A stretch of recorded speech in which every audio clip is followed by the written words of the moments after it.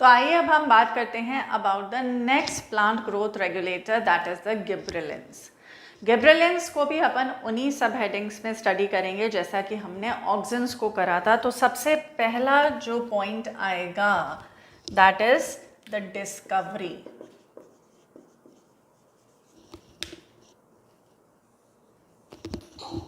देखिए, जैसा मैंने आपको बताया था कि मोस्टली जो प्लांट हार्मोन्स हैं इनकी बाय चांस डिस्कवरी हुई है। तो जापानीज फार्मर्स ने ये ऑब्जर्व करा जो राइस सीडलिंग्स हैं they were suffering from a disease that is known as the bakanae disease और द फुलिश सीडलिंग डिजीज। क्योंकि ये जो सीडलिंग्स थे ये टॉल भी थे लेकिन इनका कलर पेल था और ये थिन थे, तो उन्हें समझ नहीं आया कि एक्चुअली में ये है क्या। क्लियर? एंड कुरोसोवा ऑब्जर्व्ड कि प्लांट्स के अंदर ये जो डिजीज है ये किस वजह से हुई है, because they were treated with the sterile filtrate of the fungi that is Gibberella fujikuroi. तो हम ये कह सकते हैं इन शॉर्ट कि जो गिबरेला फ्यूजीकुरोई है ये फंगस है जिसकी वजह से ये डिजीज प्लांट्स के अंदर देखने को मिली और इसी से आइसोलेट करा गया था गिबरेलिक एसिड। तो गिबरेलिक एसिड जो होता है they are the plant growth regulators, इन्हें गिबरेलिंस भी कहते हैं। गिबरेलिक एसिड इसलिए कह दिया जाता है because they are acidic in nature. So let us note down these points. Discovery में हम लिखेंगे Japanese farmers observed the rice seedlings suffering from Bakane disease, also known as foolish seedling disease. Clear? And it was observed by Kurosawa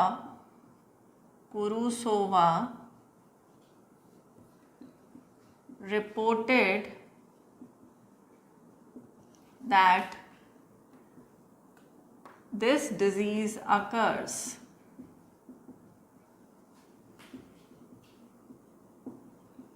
when the seedlings were treated with sterile filtrate of fungus that is Gibberella फ्यूजीकुरोई। तो हम ये कह सकते हैं कि जो बैकने disease हुई है राइस सीडलिंग्स के अंदर या जिसे हम फुलिश सीडलिंग भी कहते हैं, ये किस वजह से हो रही है? It is because of the fungus that is a Gibberella fujikuroi. Clear? Next we'll write here gibberellic acid जो है जिसे हम कॉमनली कह देते हैं gibberellins,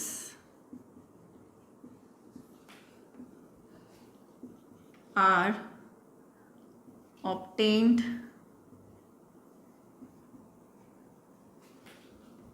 from fungi or higher plants, and there are a wide range of gibberellins which are present like GA1, GA2, GA3 and so on.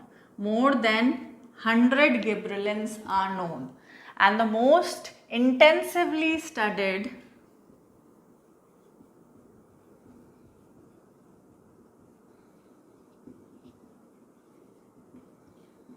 is GA3। GA क्यों बोला है? क्योंकि इसे हम गिबरेलिक एसिड भी कह देते हैं। एसिड इसलिए बोला है because it is having acidic nature. Clear? तो हमने क्या देखा कि जापानीज फार्मर्स ने ऑब्जर्व करा कि जो राइस सीडलिंग्स हैं ये टॉल भी हैं लेकिन फिर थिन भी हैं, पेल भी है, इनका मतलब नॉर्मल जो हेल्दी कलर होता है प्लांट्स का वो नहीं देखने को मिल रहा है। तो इन्हें समझ नहीं आया कि ये किस टाइप की डिजीज़ है, इसीलिए इसे कहा गया फुलिश सीडलिंग डिजीज। एंड ये कब हुई? ये जब हुई जब इन प्लांट्स को किसके साथ ट्रीट करा गया था? With the sterile filtrate of the fungus that is the Gibberella fujikuroi. और ये किसने रिपोर्ट करा था? It was reported by Kurosawa. Clear? Gibberellic acid को हम गिब्रेलिन्स भी कहते हैं। एसिड इसलिए कह दिया है क्योंकि इनकी एसिडिक नेचर होती है। More than 100 gibberellins or gibberellic acid are known and they are named as GA1, GA2, GA3 and so on. Clear? जो most intensively studied है that is GA3.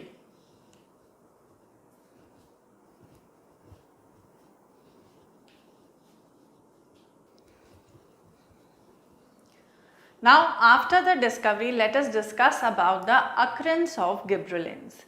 गिब्रेलिन्स कहाँ देखने को मिलता है? They are found in the root, shoot, leaves and the germinating seeds. So will write here gibberellic acid found in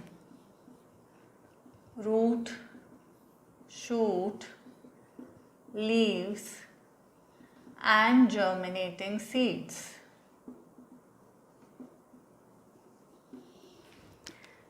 next हम after occurrence we'll talk about its biosynthesis. और इसका जो biosynthesis होता है that occurs by acetyl coenzyme A और mevalonic acid pathway. Clear? जबकि auxin की हमने बात करी थी तो ऑक्सिन के केस में किससे बायोसिंथेसिस हो रहा था? That was from amino acid tryptophan and it occurs in the presence of the zinc ions. यहाँ पर जो गिब्रेलिन्स का बायोसिंथेसिस होता है वो होता है एसिटिल कोएंजाइम ए से by mevalonic acid pathway. After next point which will discuss in the case of gibberellins is the bioassay. देखिए जब हम बायोएसे की बात करते हैं तो ऑक्सिन के केस में भी हमने दो बायोएसे स्टडी करे थे. पहला जो था that was the Avena curvature test and the second one was the root inhibition test. Clear? यहाँ पर गिब्रेलिन्स की प्रेजेंस को कंफर्म करने के लिए भी दो टेस्ट होते हैं. First one is the barley endosperm test. पहला जो है that is the barley endosperm test. ये किस पे बेस्ड है? It is based on the activity of alpha amylase. Alpha amylase की एक्टिविटी पे बेस्ड होता है क्योंकि जो गिब्रेलिन्स होते हैं they help in synthesising hydrolytic enzymes. और हाइड्रोलाइटिक एंजाइम्स किस में हेल्प करेंगे? Mobilisation of food reserves that help in the germination of the seed. Clear? तो that is the barley endosperm test. Second जो आता है that is the dwarf pea test. तो जो गिब्रेलिन्स हैं they help in overcoming dwarfism, यानी कि they help in increasing the length और the height of the plant. Plant की लंबाई बढ़ाने में जो है ये यूजफुल है क्योंकि जो स्टेम होती है, स्टेम किससे मिलकर बनती है? नोड्स और इंटरनोड से. अब दीज आर द नोड्स और इन दोनों के बीच में क्या देखने को मिलेगा? इंटरनोड. तो जो स्टेम की लेंथ बढ़ेगी that is because of the elongation of the internode. और इंटरनोड की लेंथ कौन बढ़ाता है? That is because of the gibberellins. तो यहाँ पर दो टेस्ट आएंगे. First is the barley endosperm test and the second one is the dwarf pea test. So these are the points which we have discussed here. That is the occurrence. Gibberellic acid is found in the root, shoot, leaves and germinating seeds. इसका जो biosynthesis होता है that occurs by acetyl coenzyme A by mevalonic acid pathway. And bioassay में दो यहाँ bioassay हैं, barley endosperm test and the second one is the dwarf P test. अब हम स्टडी करेंगे अबाउट द फिजियोलॉजिकल फंक्शंस और फिजियोलॉजिकल इफेक्ट्स ऑफ गिब्रेलिन्स.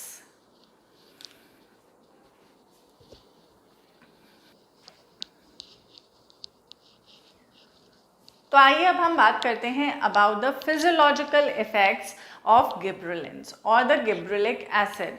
सबसे पहला जो इफेक्ट अपन यहाँ देखेंगे दैट इज overcoming ड्वार्फिज्म। अभी मैंने आपको बताया भी था कि it helps in increasing the length of the stem, यानी ये ड्वार्फिज्म को क्या होता है, काउंटरएक्ट करता है या ओवरकम करता है। तो यहां हम लिखेंगे helps to increase the length of the stem by internodal elongation.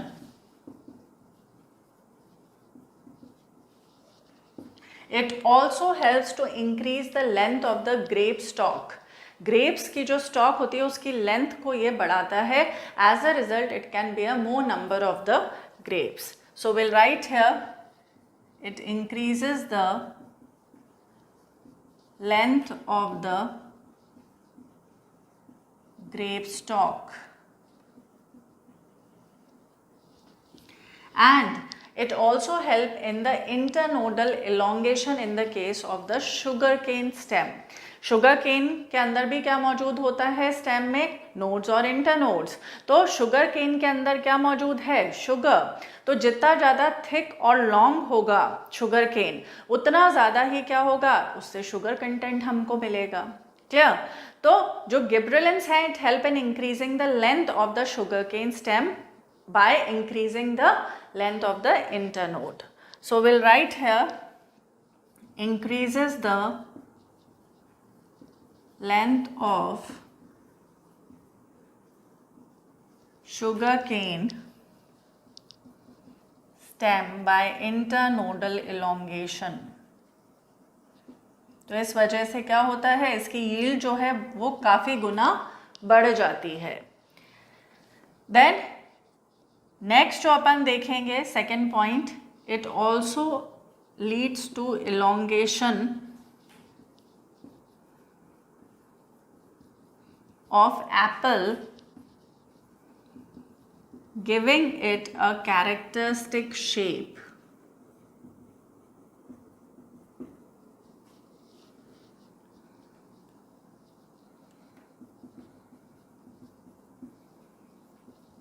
तो अपन जानते हैं एप्पल की ऐसे कुछ शेप होती है, कैरेक्टरिस्टिक शेप कहते हैं उसको अपन.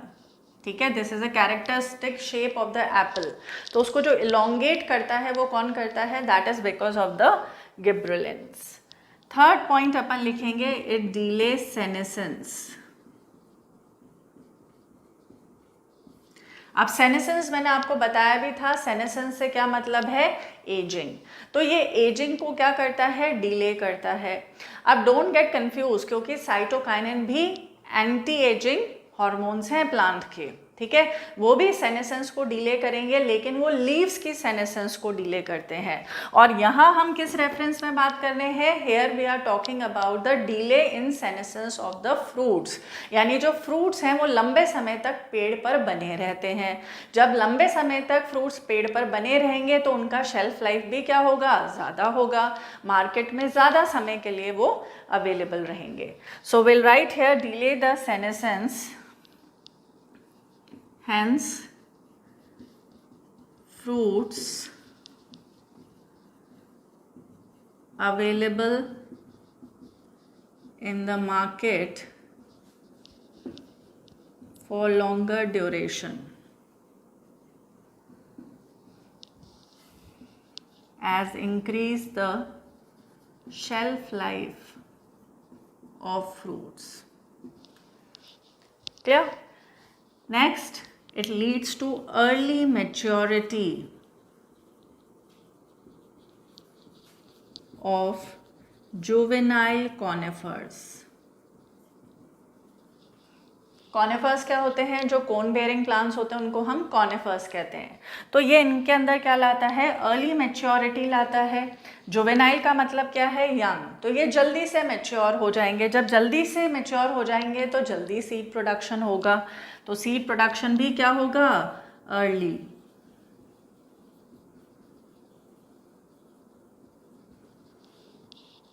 क्लियर. नेक्स्ट हम लिखेंगे इट एनहांसेस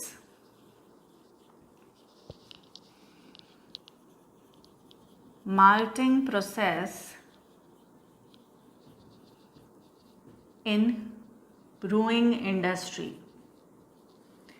ब्रूइंग इंडस्ट्री के अंदर क्या बनता है, जैसे बियर वगैरह बनता है, तो इसमें माल्ट का यूज़ होगा। क्लियर। और माल्टिंग प्रोसेस को जो है वो कौन इन्हांस करता है या बढ़ाता है इसकी रेट को, दैट इज़ बाय गिबरेलिंस। तो हम ये कह सकते हैं जो सीरियल ग्रेन्स हैं इनका कन्वर्जन किस में होगा, इसके अंदर जो स्टार्च है वो किस में कन्वर्ट होता है, माल्टोस में, and it occurs in the presence of alpha amylase enzyme. तो इसकी रेट को, रिएक्शन जो है उसकी रेट को कौन एनहांस करता है, दैट इज गिबरेलिंस। क्लियर। तो it enhances the malting process in the brewing industry.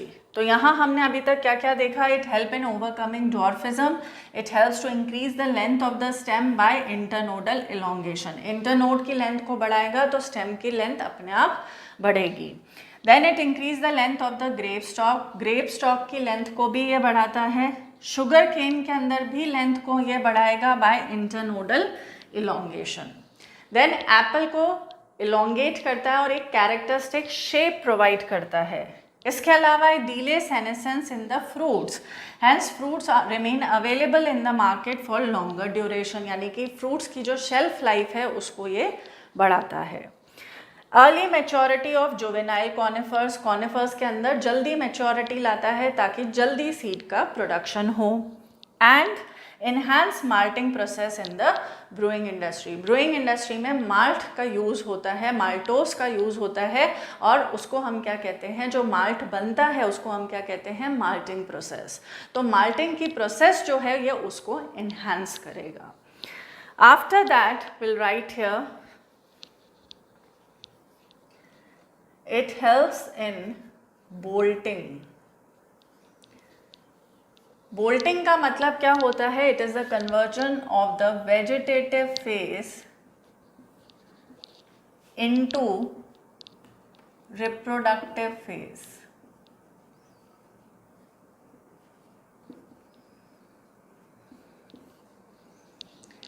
Clear. और इसके अंदर भी इंटरनोड का इलोंगेशन होगा।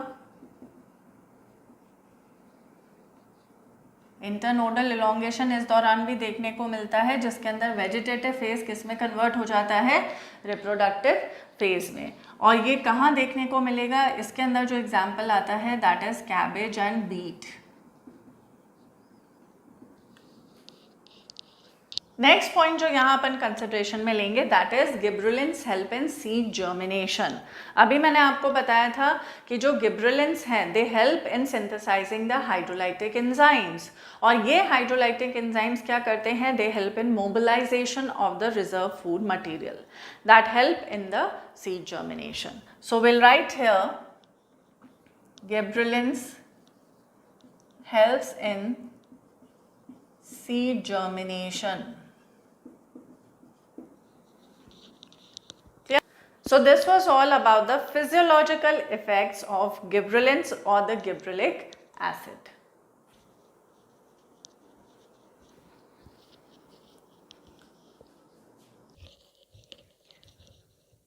Now let us discuss about the next plant growth regulator, that is the cytokinin. Cytokinin के अंदर जब हम बात करते हैं डिस्कवरी की तो नाम आता है स्कूग एंड हिज कोवर्कर्स का। तो यहाँ पर सबसे पहला जो पॉइंट अपन लिखेंगे दैट इज डिस्कवरी, और इसमें भी अपन नाम लिखेंगे स्कूग एंड हिज कोवर्कर्स। इन्होंने देखा कि जो टोबैको है, टोबैको स्टेम का जो इंटरनोडल सेगमेंट है, इसको जब कल्चर मीडियम में ग्रो करा जाता है, it is grown in culture medium, और इस मीडियम में क्या ऐड करा जाएगा, अगर ऑक्सिन के साथ कुछ और सप्लीमेंट्स भी ऐड करे जाते हैं, ऑक्सिन तो अपन पढ़ चुके हैं।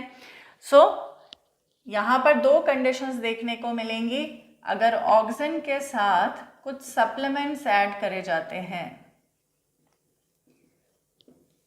तो कैलस जो है वो क्या करता है, प्रोलिफरेट करता है। But if only auxin was added, then no proliferation in callus is observed. अब नेक्स्ट दिमाग में क्वेश्चन आता है भाई ये कैलस क्या है? तो कैलस जो है it is the mass of undifferentiated cells. Undifferentiated cells का जो मास बनता है, undifferentiated means actively dividing cells का जो मास बनता है उसको हम क्या कहते हैं? कैलस। तो ये कैलस कब प्रोलिफरेट करेगा? प्रोलिफरेट मतलब कब डिवाइड करेगा? जब ऑक्सीजन के साथ दूसरे सप्लीमेंट्स भी मौजूद हैं। अब ये दूसरे सप्लीमेंट्स क्या हो सकते हैं? इसमें यीस्ट एक्सट्रैक्ट भी आ सकता है, कोकोनट मिल्क भी आ सकता है, डीएनए एक्सट्रैक्ट भी आ सकता है, या एक्सट्रैक्ट ऑफ वेस्कुलर टिश्यूज भी आ सकता है। तो उस केस में जो है ये कैलस प्रोलिफरेट करेगा। लेकिन केवल आप कल्चर मीडियम में ऑक्सीजन डालोगे, सप्लीमेंट्स ऐड नहीं करोगे, तो उस केस में ये प्रोलिफरेट नहीं करता है। क्लियर? और कैलस अपन ने देख ही लिया, कैलस क्या है? It is a mass of undifferentiated cells. Next जो नाम आता है दैट इज ऑफ मिलर। तो मिलर एंड स्कूग ने फाइनली क्या किया? Identified and crystallised the cytokinesis promoting active substance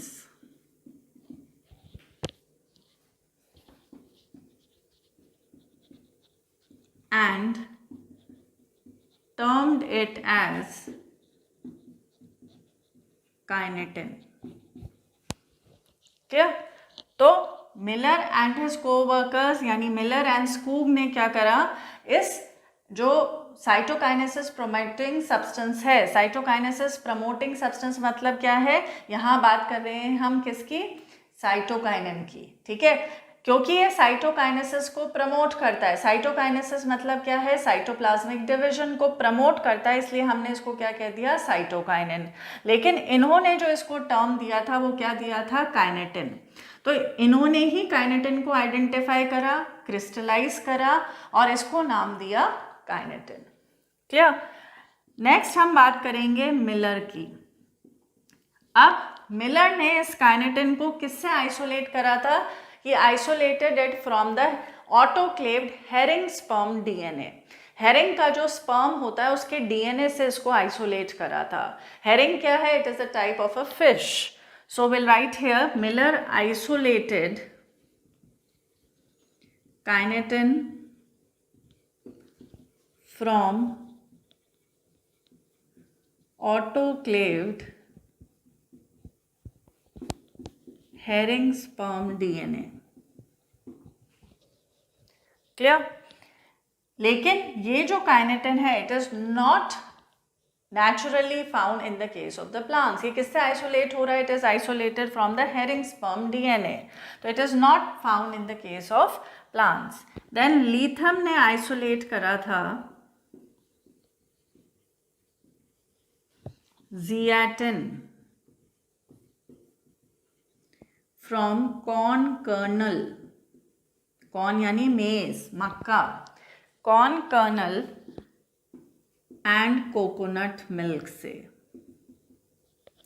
तो इसको हम क्या कह सकते हैं? ज़ियाटिन को it is naturally occurring in plants.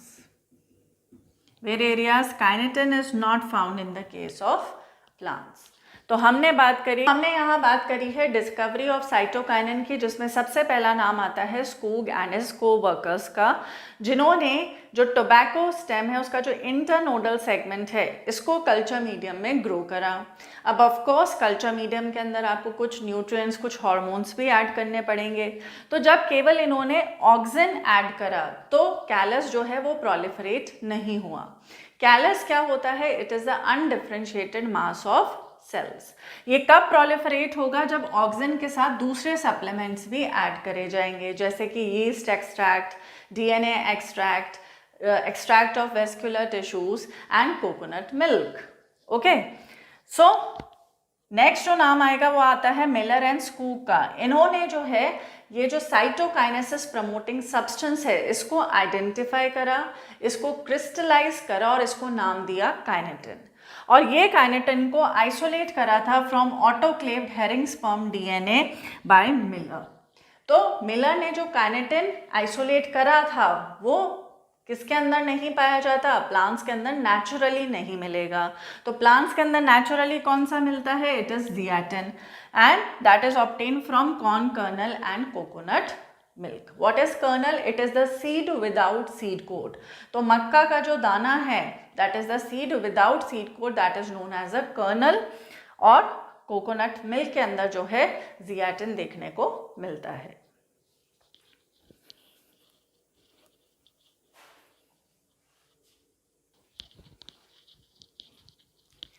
अब साइटोकाइनिन के अक्रेंस की अगर हम बात करें तो ये कहाँ पाया जाता है, it is found at the site which shows active cell division, जहाँ एक्टिव सेल डिविजन देखने को मिलेगा, जैसे कि root apex, then developing shoot buds and fruits. So will write here occurrence में फाउंड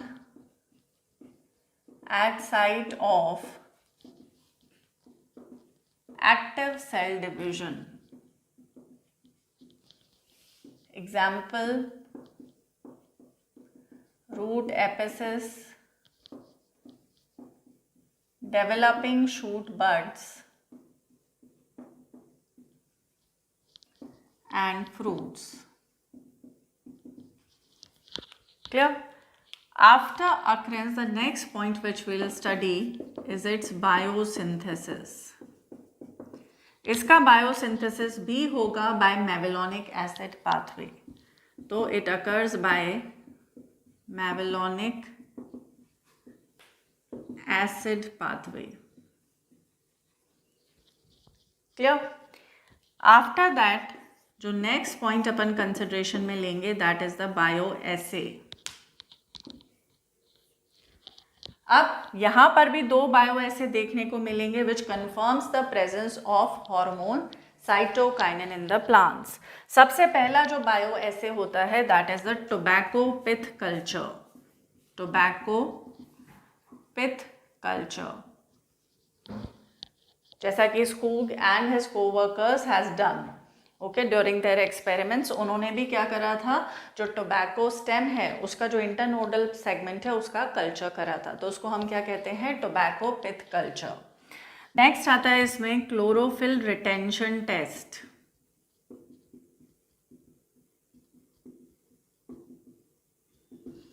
यानी कि ये क्या करेगा, इट विल डिले सेनेसेंस, यानी एजिंग को डिले करता है और पत्ती को यानी लीफ को हरा भरा बनाए रखता है।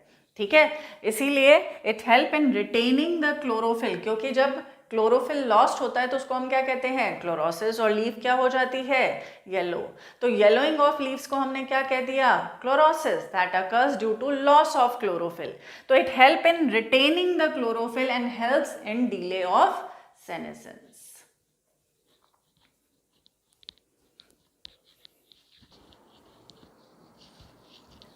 Now let us discuss about the physiological effects of cytokinin. सबसे पहला और मोस्ट इम्पॉर्टेंट जो फिजियोलॉजिकल इफेक्ट है साइटोकाइनिन का that is it stimulate cell division. तो सबसे पहला जो पॉइंट अपन यहाँ लिखेंगे, इट स्टिमुलेट्स सेल डिविजन। देखिए यहाँ पर दो टाइप के इफेक्ट देखने को मिलेंगे। एक तो होगा साइनर्जिस्टिक इफेक्ट। साइनर्जिस्टिक इफेक्ट क्या होता है, इसे हम समझ सकते हैं, अगर बड़ी सिंपल लैंग्वेज में बोलना हो तो हम साथ साथ हैं, यानी कि दो हार्मोन्स जो सिमिलर इफेक्ट शो करते हैं उसको हम क्या कहते हैं, साइनर्जिस्टिक इफेक्ट। तो ऑक्सिन और साइटोकाइनिन दोनों ही सेल डिवीजन शो कर रहा है, तो इस रिस्पेक्ट में दोनों क्या शो कर रहे हैं, साइनर्जिस्टिक इफेक्ट। क्लियर? तो साइनर्जिस्टिक इफेक्ट कौन शो करता है, auxin and cytokinin with respect to cell division, क्योंकि दोनों ही क्या शो करते हैं, सेल डिवीजन शो करेंगे। क्लियर? अब सेकंड आता है एंटागोनिस्टिक इफेक्ट। एंटागोनिस्टिक इफेक्ट क्या हो गया? एक दूसरे का उल्टा, 36 का आंकड़ा, ठीक है। तो इधर मैं उधर, दोनों की बिल्कुल नहीं बनती है, बिल्कुल नहीं बनती है, यानी कि दोनों एक दूसरे के क्या जाएंगे? ऑपोजिट जाएंगे। ऑपोजिट जाएंगे तो इस रिस्पेक्ट में भी हम एग्जाम्पल लेते हैं of auxin and cytokinin, clear. और इधर अपन किस रेफरेंस में लेंगे? With reference to apical dominance, क्योंकि ऑक्सिन तो क्या शो करता है? एपिकल डोमिनेंस, लेकिन साइटोकाइनिन क्या करेगा? काउंटरएक्ट करेगा, उसे ओवरकम करेगा, क्या? यानी कि सपोज ये प्लांट है, एपिकल बड है, this is the leaf and this is the lateral bud और axillary bud, clear. Now what happens, जब तक एपिकल बड मौजूद है, अपन ने क्या बोला था एपिकल डोमिनेंस में, तब तक एपिकल ग्रोथ ही होगी, यहाँ पर लैटरल ग्रोथ देखने को नहीं मिलेगी, क्लियर। अब यहाँ पर क्या होता है, जब हम साइटोकाइनिन अप्लाई कर देते हैं, सपोज हमने प्लांट पे साइटोकाइनिन अप्लाई कर दिया, जब साइटोकाइनिन हम अप्लाई करेंगे तो एपिकल बड के होते हुए भी, इसको डीकैपिटेट करने की जरूरत नहीं है, इसके होते हुए भी लैटरल जो ब्रांच है, लैटरल जो ग्रोथ है वो स्टिमुलेट हो जाएगी, और इसी को हम क्या कहते हैं, जो साइटोकाइनिन है इट ओवरकम्स और काउंटरएक्ट्स एपिकल डोमिनेंस, क्लियर। तो यहाँ पर हम कह सकते हैं कि एक दूसरे के रिस्पेक्ट में ये कौन सा इफेक्ट शो कर रहे हैं? Antagonistic effect, clear. तो सेकंड जो अपन लिखेंगे यहाँ पर, cytokinin overcomes or counteracts apical dominance। तो ऑक्सिन तो क्या शो कर रहा था?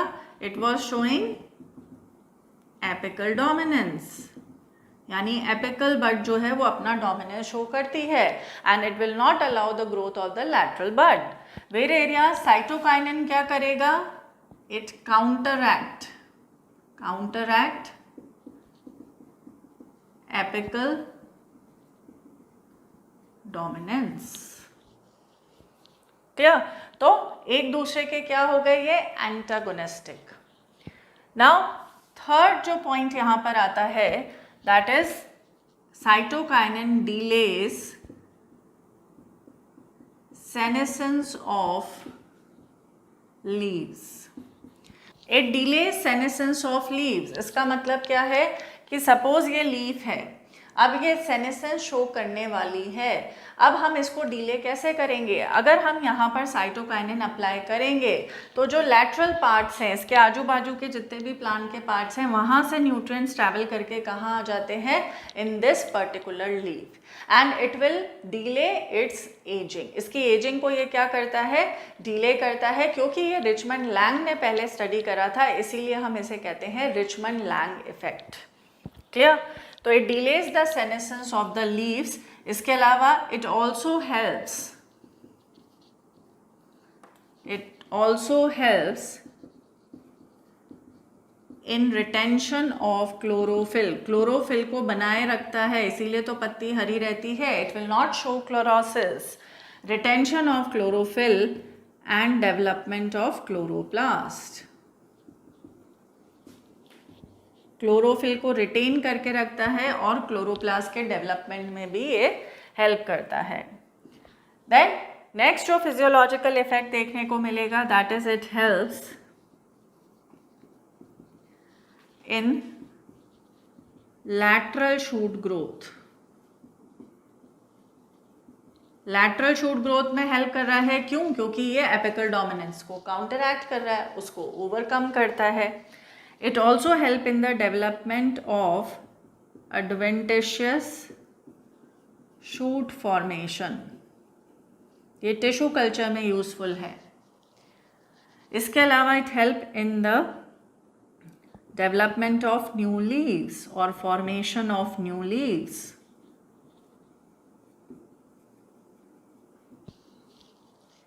क्लियर? नेक्स्ट जो आएगा इसका physiological effect that you have to remember that it also induces opening of stomata. Opening of stomata में भी ये हेल्प करेगा। क्लोजर ऑफ स्टोमेटा में हेल्प करता है abscisic acid, that is a stress hormone. तो जब भी वाटर स्कैर्सिटी होगी तो स्ट्रेस हार्मोन का सिक्रीशन होगा and it will lead to the closure of stomata. Whereas cytokinin जो है it induces opening of the stomata. इसके बाद एक और पॉइंट अपन कंसिडरेशन में लेंगे, दैट इज मॉर्फोजेनेसिस। मॉर्फोजेनेसिस का मतलब क्या होता है? देखो, जेनेसिस का मतलब होता है सिंथेसिस और फॉर्मेशन, ठीक है। तो यहाँ पर मॉर्फोलॉजिकल स्ट्रक्चर्स जैसे रूट और शूट का फॉर्मेशन होता है फ्रॉम द कैलस। कैलस मैंने आपको बताया था, कैलस क्या है? Undifferentiated mass of cells. तो जब कल्चर मीडियम के अंदर अपन किसी भी प्लांट पार्ट से पूरा प्लांट डेवलप करते हैं थ्रू टिश्यू कल्चर टेक्निक, तो उसमें कल्चर मीडियम जो है उसके अंदर हमको कुछ हार्मोन्स ऐड करने पड़ते हैं, न्यूट्रिएंट्स ऐड करने पड़ते हैं, क्लियर। तो यहाँ जो हार्मोन्स हम ऐड करेंगे that is auxin and cytokinin, clear. अब जो कि किस में हेल्प करते हैं? मॉर्फोजेनेसिस में, that is the formation of the root and the shoot. अब ये डिपेंड करता है कि इनका रेशो क्या है, ठीक है। If auxin is more than cytokinin तो किसका डिफरेंशिएशन होगा? It will help in the root differentiation, clear. तो auxin is more than cytokinin तो root differentiation, and if auxin is less than cytokinin मतलब साइटोकाइनिन ज़्यादा है देन ऑक्सिन, तो किसके डिफरेंशिएशन में हेल्प करेगा? Shoot differentiation. So that was about the physiological effects of cytokinin. एक बार क्विक रिव्यू ले लेते हैं अपन। सबसे पहला जो अपन ने इफेक्ट देखा है that is the cell division, which is the most important effect of cytokinin. इसी के नाम पर अपन इसको कहते हैं क्योंकि साइटोकाइनेसिस प्रमोटिंग सब्सटेंस है, तो इसीलिए हम इसको क्या कह देते हैं? Cytokinin, clear. साइटोकाइनिन ओवरकम्स और काउंटरैक्ट्स एपिकल डोमिनेंस। अब इस केस में ये किसके एंटागोनिस्टिक है? ऑक्सिन के। एंटागोनिस्टिक का मतलब क्या हो गया? 36 का आंकड़ा एक दूसरे से बिल्कुल नहीं बनती है, बिल्कुल ऑपोजिट जाएंगे। अगर ऑक्सिन किस में हेल्प कर रहा है? एपिकल डोमिनेंस में, तो साइटोकाइनिन क्या करेगा? उसको ओवरकम करता है, ठीक है। ये दोनों साइनर्जिस्टिक इफेक्ट भी शो करते हैं। साइनर्जिस्टिक का क्या मतलब है? हम साथ साथ हैं, यानी एक जैसा इफेक्ट शो करेंगे। तो ऑक्सिन और साइटोकाइनिन जो हैं